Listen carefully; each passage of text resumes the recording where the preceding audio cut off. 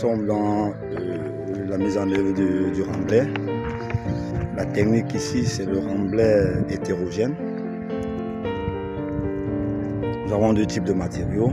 Nous avons au cœur du sable et en épaulement de l'arène granitique rougeâtre. Le sable ici, dans le noyau, se fait de manière hydraulique. Et l'arène granitique se met en œuvre par compactage. Le principe est simple. On dépose du sable et on arrose avec une grande quantité d'eau pour que le sable puisse tasser au départ de l'eau. Et de l'autre côté, à l'arène granitique, on a identifié, on a fait son proctor de référence. Et avec ce proctor de référence, on le densifie par compactage.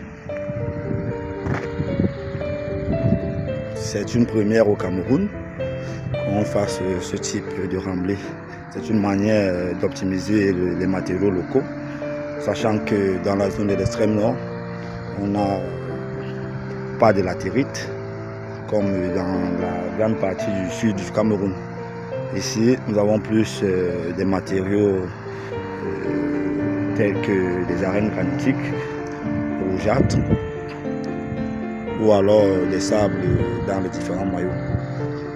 Ici, nous allons dans la grande partie optimiser les matériaux locaux pour rendre la construction routière moins onéreuse et respecter au maximum possible l'environnement.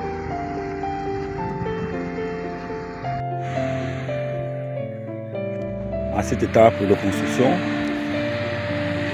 j'aimerais bien animer une discussion sur quel type de matériaux qu'on aurait dû mettre sur l'épaulement.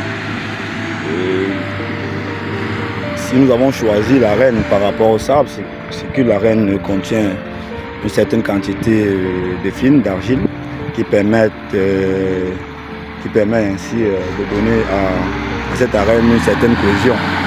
Par contre, le sable avec un équivalent de sable supérieur à 80,